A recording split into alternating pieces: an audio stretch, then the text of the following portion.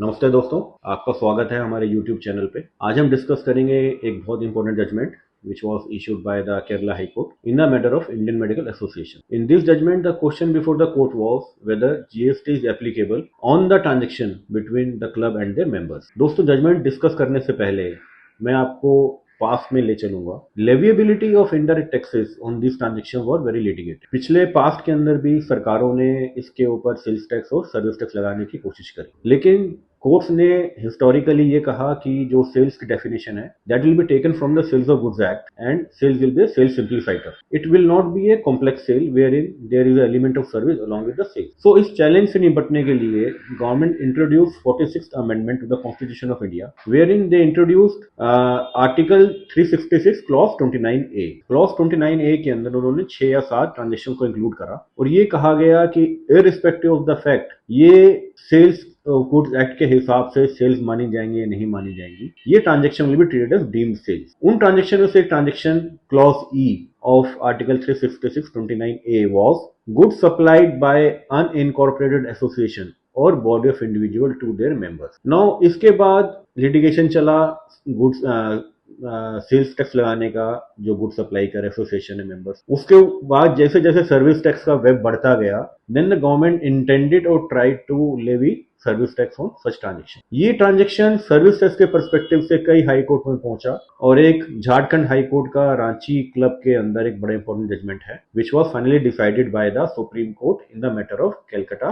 Club. उस case के अंदर सुप्रीम कोर्ट ने ये कहा, इसमें सुप्रीम कोर्ट ने ये कहा कि 46th कॉन्स्टिट्यूशनल अमेंडमेंट के बाद भी there will be no service tax applicable on such transaction on the basis of principle of mutuality. Now principle of mutuality है क्या? प्रिंसिपल ऑफ म्यूचुअलिटी जो सुप्रीम कोर्ट ने प्रपोज करा basis constitution of India and other statutes, they say that to levy a service tax on such transaction there need to have at least 2 persons available, एक service provider एक service recipient. लेकिन एक mutual club के case के अंदर club की existence अपने member से अलग नहीं हो सकती। जो मेंबर करते हैं वो क्लब के थ्रू अपने लिए ही करते हैं, so there is no separate service provider or service recipient, so service tax नहीं लगे। Now things were finalized at that time। Coming 2017 और GST इंट्रोड्यूस करा गया।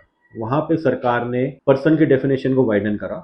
उन्होंने कहा पर्सन के अंदर सभी प्रकार की AOP और BOI बॉडी ऑफ इंडिविजुअल चाहे इनकॉर्पोरेटेड हो या ना हो, वेदर इन इंडिया और आउटसाइड इंडिया कवर्ड होंगी। ठीक है जी। शेड्यूल 2 जैसे कि आपको पता है वो बताता है कुछ सर्विस क्या गुड सप्लाई ऑफ गुड्स है या सप्लाई ऑफ सर्विस है। शेड्यूल 2 जैसे आपको पता है वो बताता है कि कोई ट्रांजेक्शन सप्लाई ऑफ गुड्स है सप्लाई ऑफ सर्विस है। उसके अंदर ये कहा गया कि कोई good supplied by any AOP to or BOI to its member will be treated as supplier. Now, armed with this ammunition, the government again intended or tried to levy GST on such transaction. लेकिन court ने उसको ही मना कर दिया। Now, come 1st of January 2022, the court made a retrospective amendment to Section 7, which was effective from 1st of July 2017, मतलब जब से GST आया। They introduced Section 7, subsection 1, clause AA into the GST law, जो कि ये कहता है कि जो कि सप्लाई के डेफिनेशन में ये कहता है कि एनी ट्रांजेक्शन और activity by a person who is not a individual to its member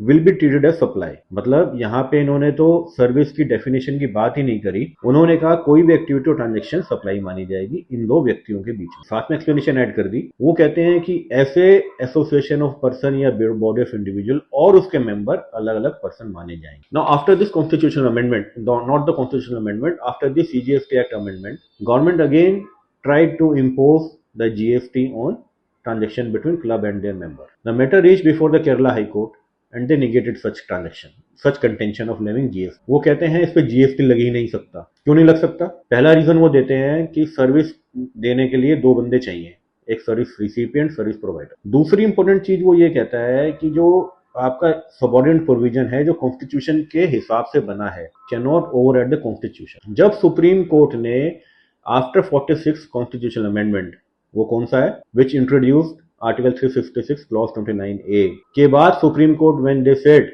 that the principal of mutuality still survives, then by virtue of introducing a clause or a section under CGST Act, the government is not allowed to overrule the Constitution of India. In दो basis के ऊपर the court held that since there are no 2 different persons, the GST would not be applicable. This was the first point which the court held. Second important thing which court held was that कि हम इस amendment of 1 जनवरी 2022 को हम retrospectively नहीं लेके जा सकते, क्योंकि क्लब्स एंड एसोसिएशन ने उस टाइम के ऊपर उस टाइम के लॉ के हिसाब से पोजीशन ली थी which was valid. So it will not be having a retrospective effect. Now after that, so this was the judgement which was held by Kerala high court. So दोस्तों, आपको यदि याद हो, मैंने अपने शुरू के शॉर्ट वीडियो में कहा था कि ये जजमेंट इज वेरी इंपॉर्टेंट और ये हमारा जीएसटी कैसे लगता है उसको चेंज कर सकता है. आपको पता होगा कि आज की तारीख में जब भी एक ब्रांच दूसरे ब्रांच को सर्विस देती है तो वो जीएसटी लगाती है.